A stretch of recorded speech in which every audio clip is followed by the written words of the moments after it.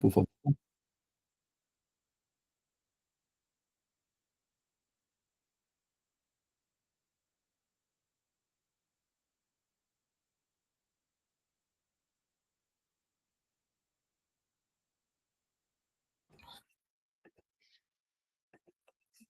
Celina já feliz.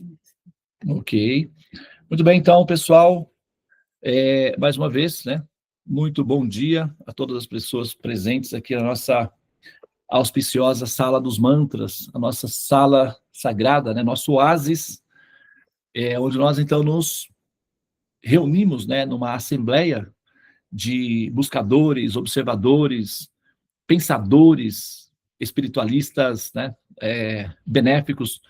Nós somos uma espécie de anticorpos.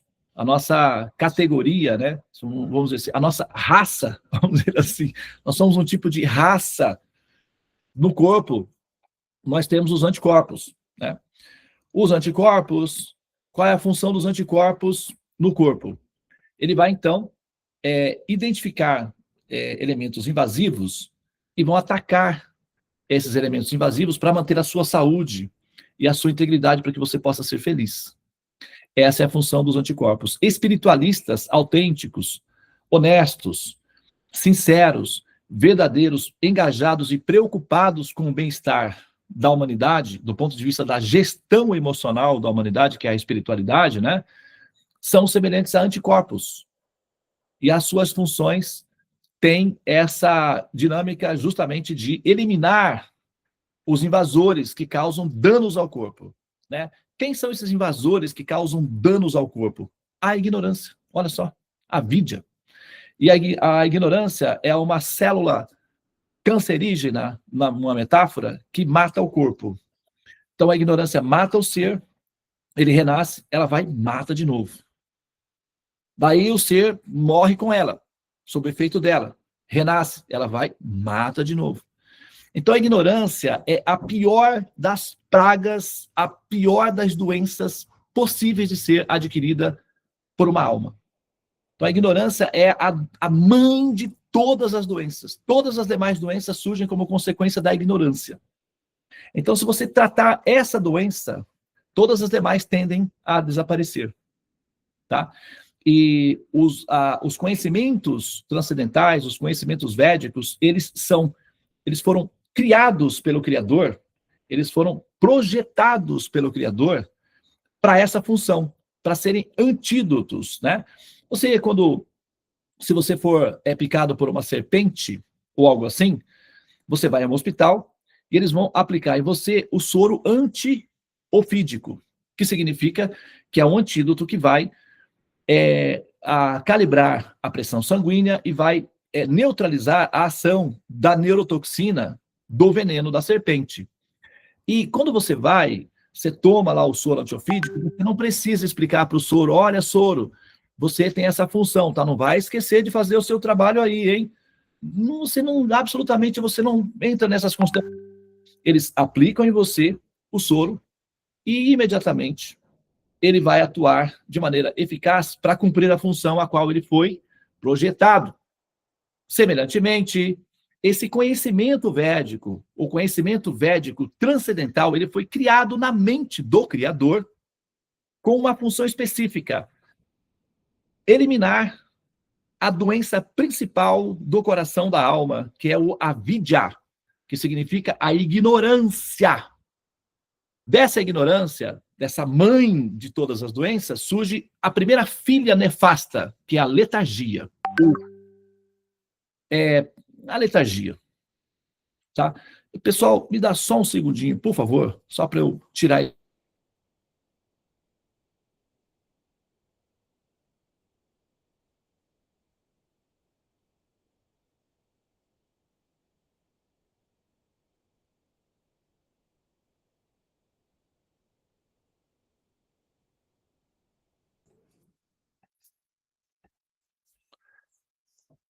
Bom, entendido isso, pessoal, a gente já pode tomar o soro. Procede essa metáfora, essa analogia? Faz sentido a analogia? Ok?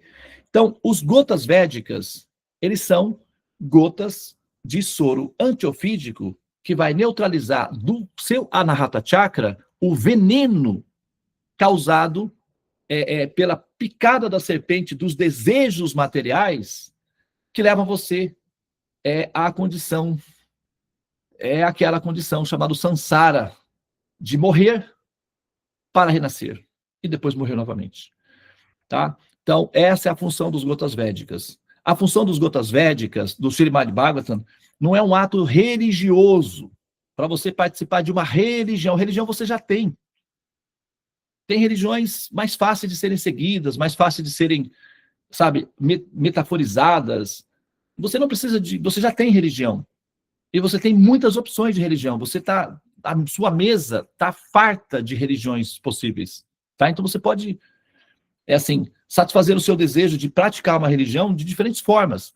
A função desses conhecimentos tem especificamente a configuração de simplesmente neutralizar o efeito do veneno, que é o avidya, a ignorância, que te mata. Tá? E não mata apenas você, mas também mata aqueles que você ama ao seu redor.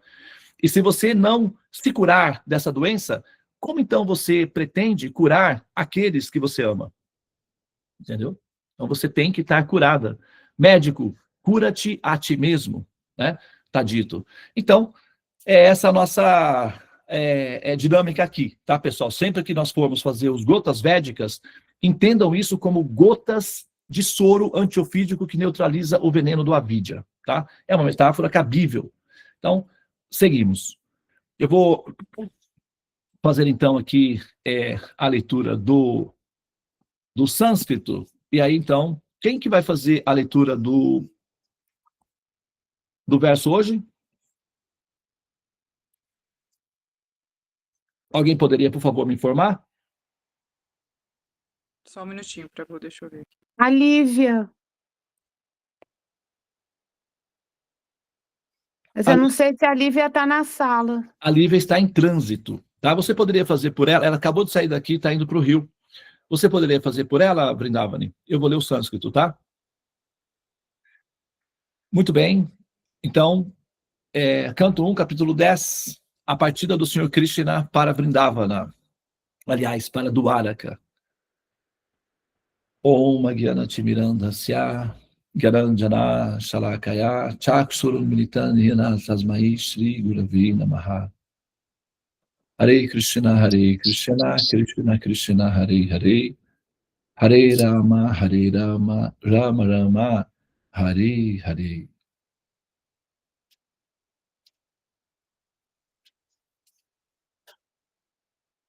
Savai Kilayan Purusha Puratano Yaika Asid Havisheshatmani Agre Gunabhyo Jagat Atmanishvare Nimiritatman Hishi Supta Shakshu Saeva Bhuyo Nijavirya Choditam Swajiva Mayan Prakritin Shri Kshatin Anamarupatmani Rupanamani Vidi Chamano Anusasara Shastra Krit Om.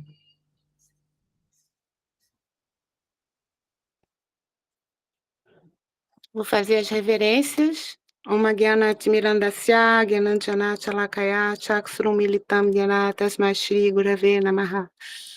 Om Namo Bhagavate Vasudevaya, Om Namo Bhagavate Vasudevaya, Om Namo Bhagavate Vasudevaya. Canto 1, capítulo 10, a partida do Senhor Krishna para Dwaraka. Verso 21. Disseram elas: aqui está ele, a original personalidade de Deus de quem nos lembramos claramente. Era ele apenas quem existia antes da criação manifesta dos modos da natureza. E é nele apenas, porque ele é o Senhor Supremo, que todos os seres vivos emergem como se dormissem à noite, ao ser suspensa sua energia. Verso 22. A personalidade de Deus, mais uma vez desejando dar nomes e formas às suas partes integrantes, as entidades vivas, colocou-as sob a orientação da natureza material. Por sua própria potência, a natureza material é dotada de poder para recriar. Repetindo, verso 21. Disseram elas: aqui está ele, a original personalidade de Deus, de quem nos lembramos claramente. Era ele apenas quem existia antes da criação manifesta dos modos da natureza. E é nele apenas, porque ele é o Senhor Supremo, que todos os seres vivos emergem como se dormissem à noite ao ser suspensa sua energia. Verso 22. A personalidade de Deus, mais uma vez desejando dar nomes e formas às suas partes integrantes, as entidades vivas, colocou-as sob a orientação da natureza material. Por sua própria potência, a natureza material é dotada de poder para recriar. Hare Krishna. Desculpa, eu acho que eu tirei da página aí, né? Mas você conseguiu finalizar, né? Gente, olha lá, vamos lá. Dá uma olhada para a estrutura dessa informação. Vamos lá, vamos ser honestos aqui entre nós, tá? Nós somos pensadores livres, eu particularmente não me sinto obrigado a acreditar em nada. Eu não me sinto obrigado a acreditar em nada, eu não sou obrigado a acreditar. Se eu tiver numa condição livre, como é a nossa agora, atualmente, eu posso me sentir assim e posso me expressar assim. É claro que se eu tiver numa situação em que tiver armas na minha cabeça, me obrigando a acreditar em alguma coisa, senão ela vai explodir o meu crânio, eu acredito em tudo, desde pequenininho. Tanto faz. Qualquer coisa eu acredito, sob efeito de ameaças. Se precisar, a gente é ator, né? Nós sabemos mentir muito bem. Então, beleza, vamos lá. Agora, numa condição em que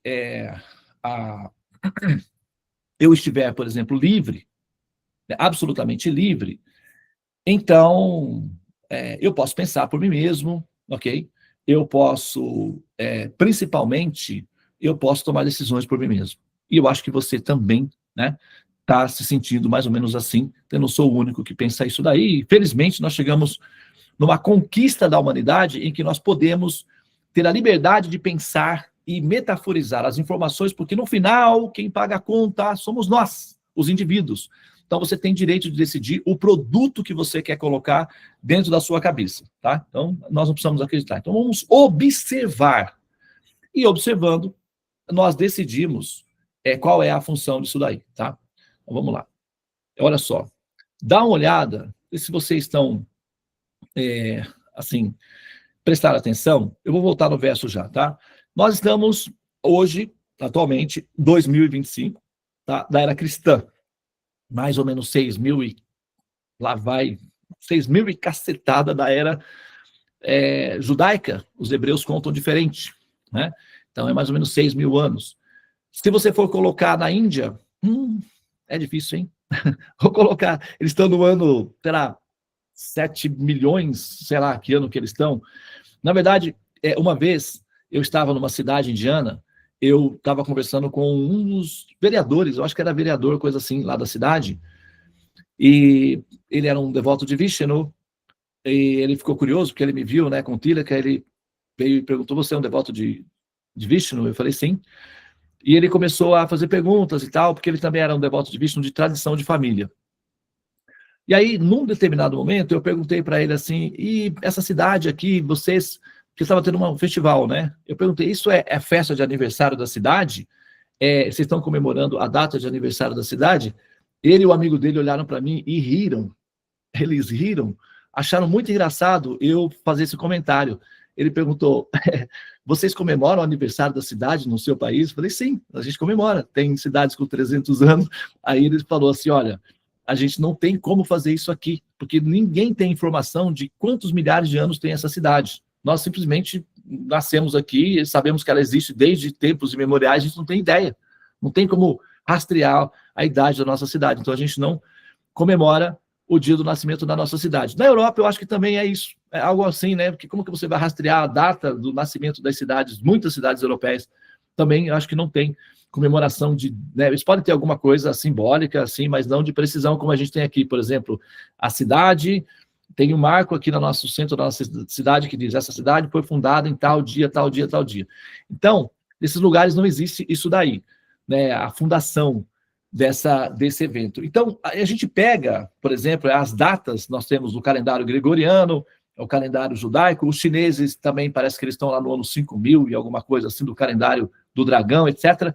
Você tem diferentes calendários, né, para datas. No nosso caso aqui, vamos partir desse princípio, né, que é um contrato social de uma consciência coletiva que determina, por questões de contrato social, que nós estamos no ano 2025. E pelo contrato social, nós concordamos com isso e a vida segue e está funcionando muito bem. Agora, a gente pega os diferentes textos de escrituras e tal, que vão falar, que vão dizer, vão falar sobre Deus, ou que vão falar o que Deus falou, ou que descrevem a pessoa suprema falando online, ou seja, ele está falando isso. Tem diferentes escrituras na humanidade. Agora, vamos pegar esse verso e vamos remontar que no contrato social, no nosso contrato social de checagem arqueológica, em termos de datas, esse livro foi registrado formalmente há aproximadamente 5.000 anos atrás. Ele foi registrado, tá? O que significa que eles existiam muito tempo antes de serem registrados, tá? Anteriormente, eles eram preservados na tradição oral. Até hoje, na Índia, existem escolas que são chamadas gurukulas. Kulas significa lugares onde o guru fica, né? A casa do guru. Guru é o guru, o mestre, e kulas significa residências. Então, gurukulas significa lugar onde o mestre reside. Os alunos vão, eles ficam sentadinhos, assim como esses sábios estão aí, e eles ficam ouvindo, e por ouvir, eles memorizam, e depois eles recitam. Como são sempre grupos, são grupos formados para checagem de precisão da recitação, então todos têm que aprender a métrica exatamente como ela é falada pelo guru, para ser replicada exatamente como foi ouvida. Então, a tradição era oral. Os brahmanas, que eram os alunos, aprendiam ouvindo e depois entoavam exatamente o que ouviram. Isso foi transferido num sistema chamado Parampara, que é corrente de sucessão discipular, de mestre para discípulo, até que chegou no período histórico em que os seres humanos passaram, então, a se utilizar do recurso da escrita propriamente dita, que é o registro da criptografia da informação, que é o que nós chamamos de escrita, tá? Então, ele foi registrado, né, há aproximadamente, 5.000 anos atrás. Agora, vamos dar uma olhada no conteúdo da informação que foi registrado há 5.000 anos atrás e vamos verificar a sofisticação da linguagem. Prestem atenção na sofisticação da linguagem. Superem a questão da nossa tendência religiosa de ver tudo como religião. Vamos superar um pouquinho isso daí, tá? E vamos olhar para a sofisticação da informação, para vocês prestarem um pouquinho atenção na sutileza e na profundidade dos conceitos de 5.000 anos atrás.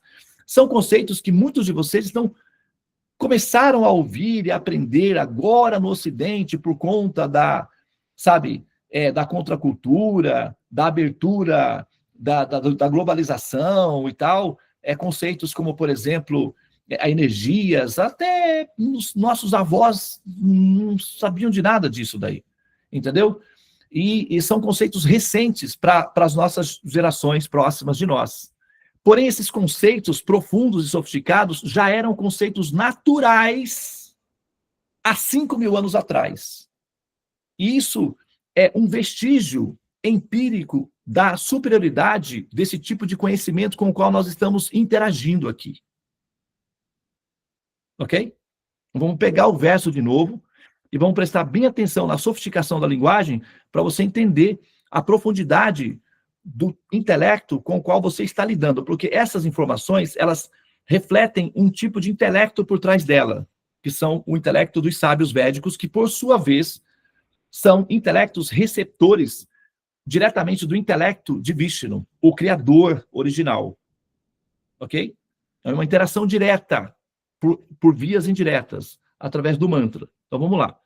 Vamos pegar aqui e vamos ver o mantra em si. Olha Quer só. que eu leia novamente, Prabhu? O mantra, não pode deixar que eu leio, que eu vou ler na pausa, tá? Tá Olha bom. só. Lembrem-se, nós estamos falando do canto 1, o capítulo 10, a partida do Senhor Krishna para Dwaraka. Disseram elas, tá? Quem são elas? Né? Só confirma comigo, Vrindavan, são as mulheres que estão se despedindo de Krishna, certo?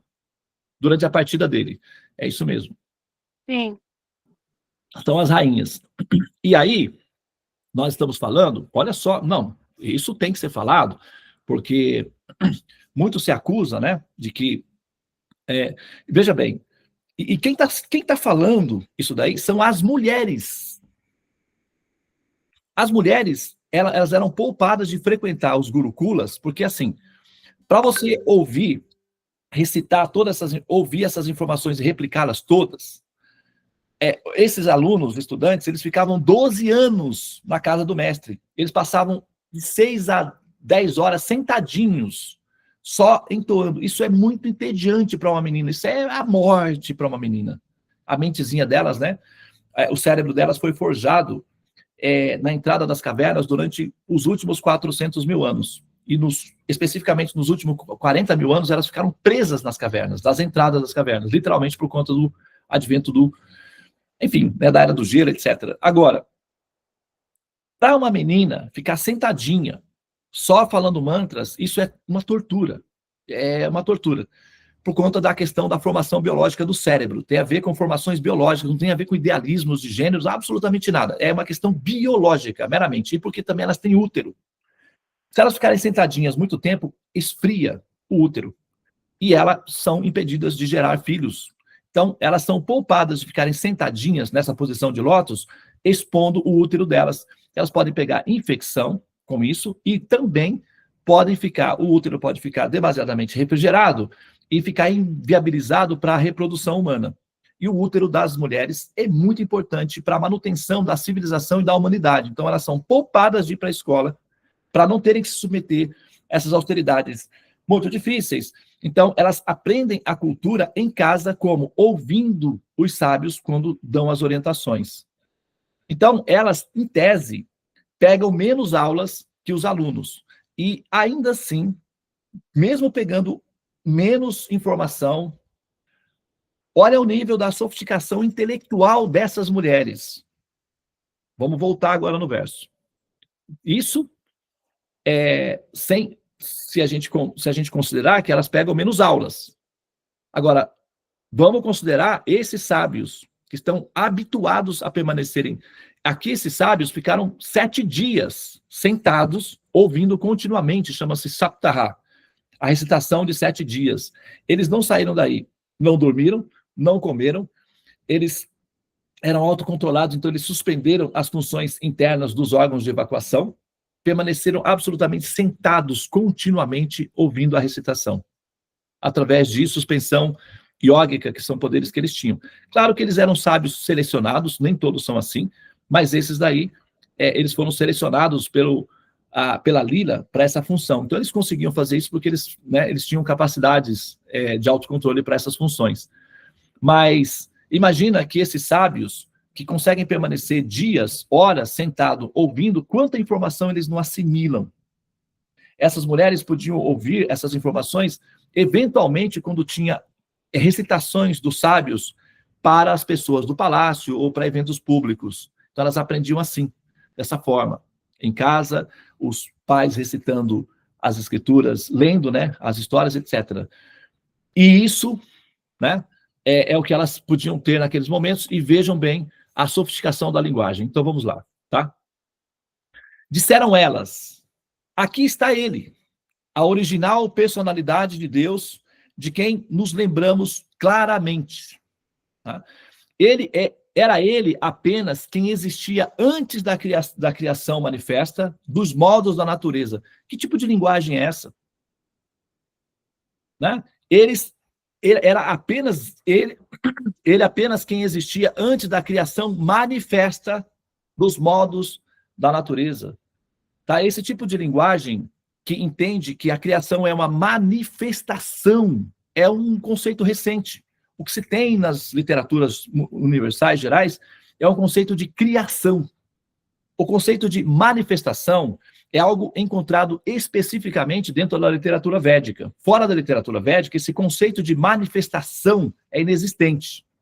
Todos os conceitos apresentados são de criação, a partir de um ponto, ou de um tempo presente, ou de um tempo específico no espaço. Os Vedas tratam de uma manifestação eterna, cíclica, contínua, que é alinhada com o princípio de observações de cosmologia atual do ponto de vista acadêmico ou científico. Tá? Mas não vou entrar nesse detalhe, não, só para a gente seguir aqui adiante. Tá? E é nele apenas, porque ele é o Senhor Supremo, que todos os seres vivos emergem. Olha só, emergem. Tá? Então, tentem encontrar esse tipo de linguagem em qualquer escritura, fora das escrituras védicas. E mostrem para mim, olha, Devananda, tem essa escritura aqui que fala sobre isso daí. Tá? Não tem. Não existe esse tipo de linguagem de imersão no absoluto. Ela é única e exclusiva da literatura védica. Como se dormissem à noite, ao ser suspensa a sua energia. Tá vendo? Então, a informação é de que as entidades vivas, elas entram em estado de suspensão. Elas não são enviadas para os infernos, para ficarem lá apodrecendo, sendo consumidas dia após noite até a eternidade. E isso assusta as pessoas, porque acham que Deus é uma pessoa estranha para fazer uma coisa dessa, e elas ficam com medo dessas coisas. O conceito védico não entra esse tipo de operação, esse tipo de descrição de Deus não está presente dentro da literatura védica, a não ser que seja utilizado como, vamos dizer assim, como mães, né, que falam, olha, cuidado com o homem de saco que ele está lá na portão te esperando, como recursos hiperbólicos dos sábios para reorientar a população. Mas quando se fala de orientação adulta, formal, para adultos, a orientação é essa daqui, que vocês estão ouvindo, olha. Porque ele é o Senhor Supremo, que todos os seres vivos emergem como se dormissem à noite, ao ser suspensa a sua energia. Tá? Então, esses conceitos de energia que nós estamos aprendendo agora, aqui no século XX, praticamente, já era um assunto comum para as pessoas há 5.000 anos atrás, dentro da civilização védica. Isso nos dá uma referência bem evidente da sofisticação dessa cultura. Tá? E isso é uma observação acadêmica que também é disponível para qualquer pessoa que queira e que se interesse de fazer esse tipo de comparação. Então, é um dado de patrimônio público, não é uma apologia à cultura que eu especificamente gosto. Como eu disse no início, eu não tenho obrigação de gostar de nada, não tenho obrigação de acreditar em nada, mas eu sou um observador e não existe neutralidade. Sou eu que decido o que eu vou assimilar. E a gente costuma decidir por aquilo que é melhor. Os que são mais inteligentes, né, costumam buscar aquilo que é melhor. Os que são menos inteligentes, nem tanto. Os animais, por exemplo, eles vão numa lata de lixo e comem o que está disponível. Um ser humano vai a um restaurante e pede um prato específico. A personalidade de Deus, verso 22, mais uma vez, desejando dar nomes e formas às suas partes integrantes. Olha só, ele não fala suas criaturas. Ele não diz aqueles que ele criou. O verso indica uma similaridade. O verso fala de um ambiente familiar, suas partes integrantes, e não as suas criaturas separadas. São partes integrantes. Observem a diferença do conceito entre você ser uma criatura de Deus e você ser uma parte integrante de Deus. Veja a diferença do conceito em si e o tipo de efeito que isso imprime no seu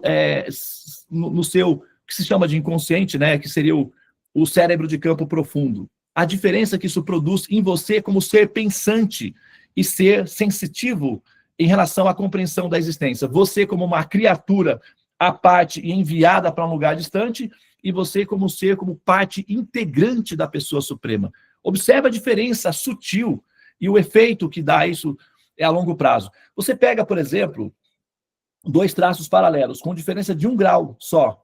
de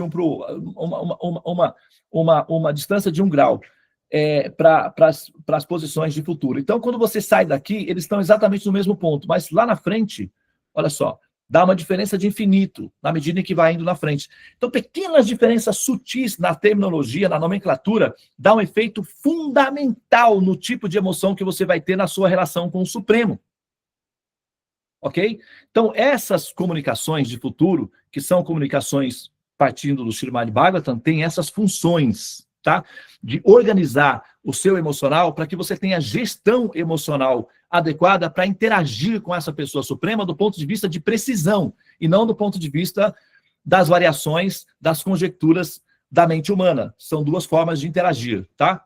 Então, vamos lá. Ele colocou-as sob orientação da natureza material, então a natureza, né? Aqui é colocado como natureza material para facilitar a racionalização, tá? A natureza material funciona, então, como uma babá, que vai, então, recolher essas partes integrantes e cuidar delas. Por sua própria potência, a natureza material é dotada do poder para replicá-las, para nutri-las, para cuidá-las, para materná-las. Assim como uma mãe sai de casa e delega poder para a babá, para alimentar o seu filhinho, a suprema personalidade de Deus delega poder à natureza material para cuidar das suas partes integrantes, que são seus filhinhos e filhinhas ilimitados, espalhados por aí, né, aprontando essas e outras, que é o que a gente faz, né? Faz sentido? Alguém pode me dar um retornozinho aí, só para eu não me sentir assim tão...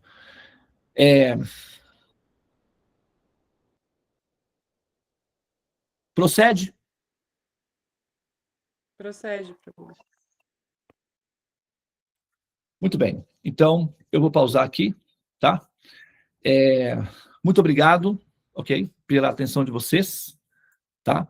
E parabéns, tá? Parabéns, literalmente, sinceramente, do fundo do meu coração. Eu não estou falando isso só para estimular vocês a continuarem ouvindo os Lutas Védicos. Se precisar fazer isso, eu faço de outras formas. Eu falo, olha, você, cara, ouça os conhecimentos védicos, porque você tem uma doença grave, que te mata, chama avidya.